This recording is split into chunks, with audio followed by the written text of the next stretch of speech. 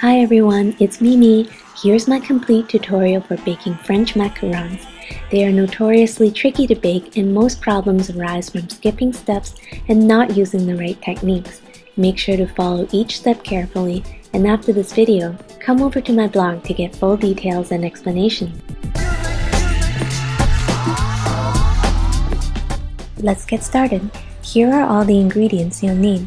You'll need a kitchen scale to measure everything precisely, 65 grams icing sugar, 65 grams blanched almonds, 45 grams caster sugar, 50 grams aged egg whites, and a pinch of cream of tartar. Use some vinegar or lemon juice to wipe down the bowls that you'll be using to make the meringue. Pour the aged egg whites into the mixing bowl and leave it on the counter for 20 minutes to bring it back to room temperature. Here's how to make your own almond flour. Put the icing sugar and almonds into the processor and grind them at the same time. This will help prevent it from becoming almond butter.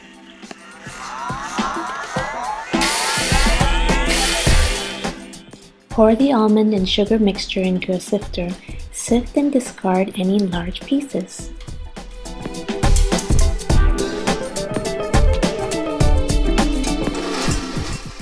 Start whipping your egg whites on low speed. Once it becomes foamy, add the cream of tartar.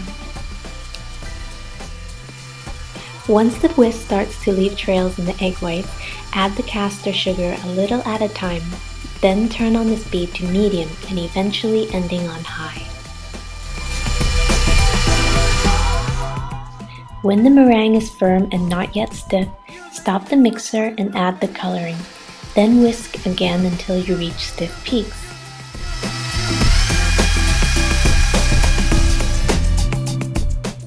This is a stiff peak. When you pull the whisk out, the meringue should stand up straight without falling over.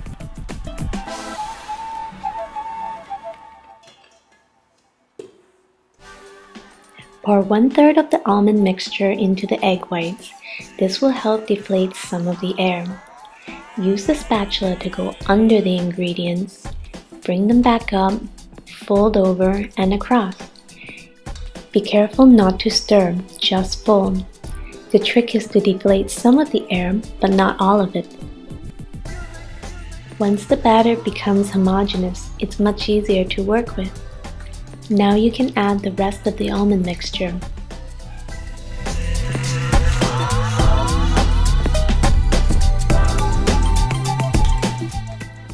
To prevent hollow shells, deflate some more air in the batter. Use the spatula to scrape the batter against the bowl in a circular motion. Occasionally, test the batter consistency by picking it up and dropping it to see how it flows. This batter is too thick. It should flow slowly like molten lava or honey. Continue to work on the batter some more until you can do a figure 8 test like this. Notice how slowly it's flowing though. Now you're ready to pipe the shells. You can pipe it onto a silicone mat like this one, or you can use parchment paper secured onto the pan with magnets. Set up the piping bag like this. You can see the full details and my tools list on my blog, www.indulgewithmimi.com. Hold the piping bag vertically and squeeze from the back. Swing the tip around where you want the batter to end. If the batter is at the right consistency, the nipples on top of the shells will smooth over by itself. To prevent the shells from cracking in the oven, wrap the tray hard against the counter. This will also smooth over the nipples and get rid of any trapped air bubbles. If the nipples don't smooth over, then your batter is too thick. You can use a wet finger to push them down slightly, but you should be aware that this is not the right consistency. You'll need to fold a little bit more next time. Use a toothpick to pop any leftover air pockets. For the shells to develop heat, they need to have a firm outer layer that will stay strong against the oven heat and allows it to rise upwards. Let it rest on the counter until it has developed the skin. You should be able to pet the shells without the batter transferring to your fingers. Now it's time to bake the shells. Every oven is different, so remember to read my blog post on how to use your oven properly to bake macarons. Preheat oven to 300 degrees Fahrenheit and only put the trays in when your thermometer displays the desired temperature. Bake it for 12 to 14 minutes.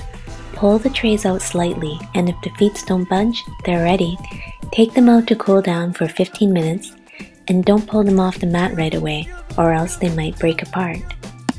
And here they are. A properly baked macaron should have nice feet, smooth tops, and fully set shells without any hollows. Fill it with your favorite filling and let them mature in the fridge for 24 to 48 hours prior to eating. Thanks for watching. Good luck, and if you have any questions, join me on social media and let's talk baking.